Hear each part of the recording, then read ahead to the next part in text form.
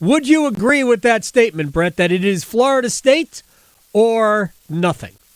Absolutely.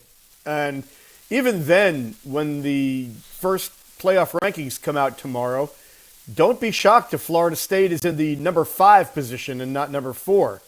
So they definitely have to win out. But if they do win out, I think they've got to, they'll be in. But yeah, Louisville with one loss ain't getting in. Right. Who was that lost to, by the way? Pitt. Yeah. Pitt is they're the thumbtack. I am not. Part of me hopes that Florida State will be 5th in the rankings, or worse, because I make fun of the rankings. I make fun of the reaction to the rankings. They are fake. They're clickbait. It's all they are, and the truth is that they will re-rank them every week. I do believe one thing that the committee says, that they do start over each week. So, because why? You have to. Otherwise, what would you be doing in that hotel room for 2 days? The college football playoff poll each week is the football version of Joe Lunardi's bracketology. That and $6 will get you a cup of coffee at Starbucks. Yeah. I mean, it's basically just something for you and everybody else on sports talk radio to talk about, because they change every week. You're never wrong. And the thing about it is, if Florida State is number 5, and personally I think that they are going to be, it really doesn't matter, because Ohio State and Michigan play each other, and one of those teams is going to drop out. So if you win out, you're going to be in the top 4. But it is kind of fun to talk about. And, if you want to further the everybody hates the ACC narrative, I mean, it's going to be fodder for that. By the way, on Halloween, they will release their first rankings, and boo, Corrigan will be the you can't. The jokes write themselves, Brett Friedlander. All right, let's get to. I use this as a comparison point. The Jets and Giants played a football game yesterday, and they combined for 445 yards of total offense. And by the way, that also included overtime. That is about 200 yards less than Georgia Tech put on North Carolina. How do we? What's going on? The only thing that I can even begin to explain that is that UNC's defense has reverted to the norm. Everything ends up going back to the norm. And water finds its level. Yeah. Right. And what we saw earlier in the season, first of all, South Carolina's offense turns out that they weren't very good. Their offensive line is a mash unit. And, yep. They those 9 sacks were an aberration and not the and not something that they've been able to keep up. Miami just shut it down in the second half. They didn't make any adjustments, and then this is who they are. That's the only That's the only explanation that I can come up with.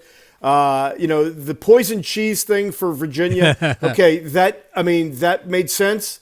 But 2 weeks in a row, I just don't buy it. See, the poison really cheese doesn't make sense for me either.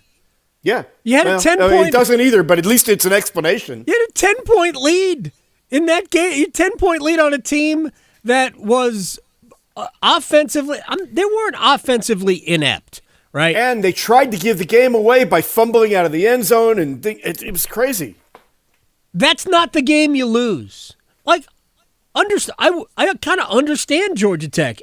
Georgia Tech has proved to be competent and maybe better than competent. We've seen it all year long. We thought when the Georgia Tech Louisville game at the beginning of the year, where Georgia Tech scored like 1,000 points in the second quarter, and we went, wait a second, maybe these guys are good. Now Louisville ended up coming back to win the game, but we've seen throughout the year where Georgia Tech clearly has something going.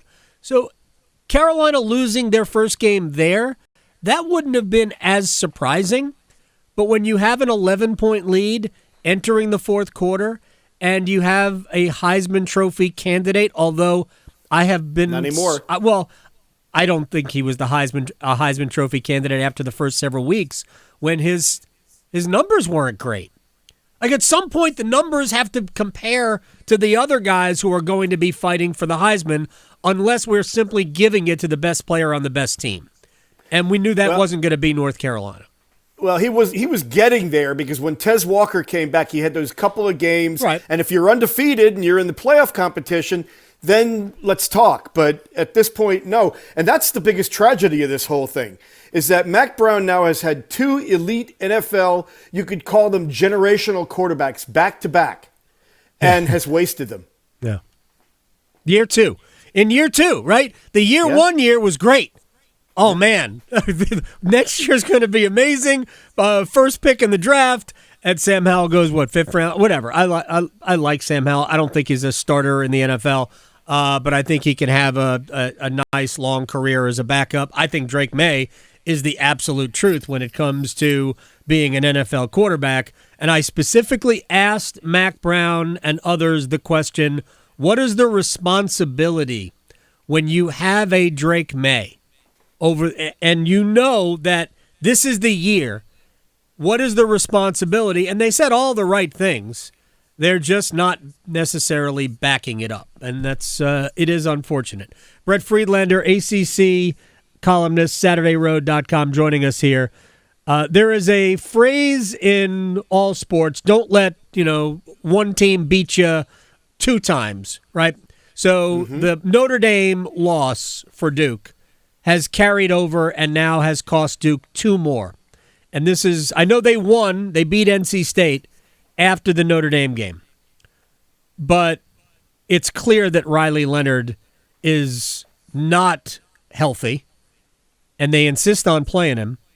He aggravated it against Florida State. He's immobile. Wouldn't they be better off? I understand they're probably not winning, but wouldn't they be better off with Henry Beelan? It's not even just Riley Leonard. I mean, this past week against Louisville, they were without Graham Barton, who's a NFL draft choice offensive tackle, and Jacob Monk got hurt during the game. Right. So really, their offense is just totally decimated. Even with a 60% Riley Leonard, they were still ahead of Florida State after 3 quarters. Right. And that didn't just go into the toilet until he went back out. So I can see why they would keep him out there, even though he's in a diminished capacity. But you're right. I mean, think about this. If they can stop Sam Hartman from gaining 17 yards on 4th and 16, Riley Leonard doesn't get hurt. Right. They win that game. And who knows, maybe they're undefeated and they're talking about being in the playoff. Mm-hmm. Since Riley Leonard went out in Florida State, they've been outscored 44-0. Yeah, they were. They never threatened at all against Louisville, and I know it sounds weird, and it's an easy game to play with they would have because you don't really know, but they looked every bit as good as Florida State. If Leonard, and everything would play out differently if they stop Sam Hartman on 4th and 16. And Leonard doesn't have to, try to make a play and get injured at the end of the game. And then they do what they were going to do anyway to NC State. Did they beat Florida State? I mean, they almost did with a hampered Riley Leonard. And if he's healthy, they're better than Louisville. And look, the rest of the schedule's hard anyway. They still have to go to Chapel Hill. But, yeah, we'd probably be talking about a top 10 Duke team. I don't even care that they're not in the rankings anymore. Defense is great. By the way, they didn't have Graham Barton against Notre Dame either, and they still should have won that game. So, hey, Adam, how incredibly fortunate. You talk about things that happen that are out of your control. How fortunate has Louisville been? They get a schedule where they don't have to play Florida State, North Carolina, or Clemson. The toughest teams that they have on their schedule, right? Duke, they play with basically no offensive line and a diminished Riley Leonard. Right. All they have to do basically now is beat Miami, and they're playing for the ACC championship. What about Virginia Tech? They're tied in the loss column, Brett. Yeah. Who would have thought at the beginning of the season that the most impactful transfer in the ACC would be Kyron Drones?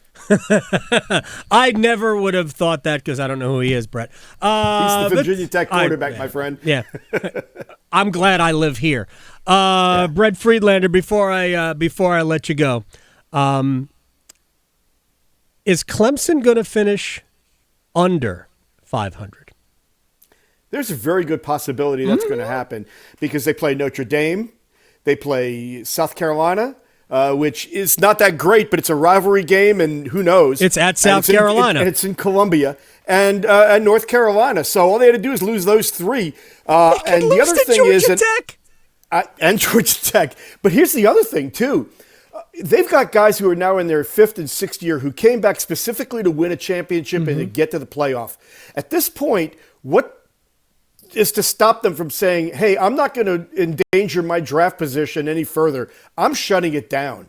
And the other thing, too, is I'd keep an eye on Dabo because the things he's been saying and his reluctance to accept the transfer portal, NIL, all these things, who's to say he just says, you know what, I'm done with this and walks away? He could be. I'm telling you, that's a situation to keep an eye on because right now that's a program that really seems to be unraveling, doesn't it? It's certainly a team that has been unraveling, and I hate to say that.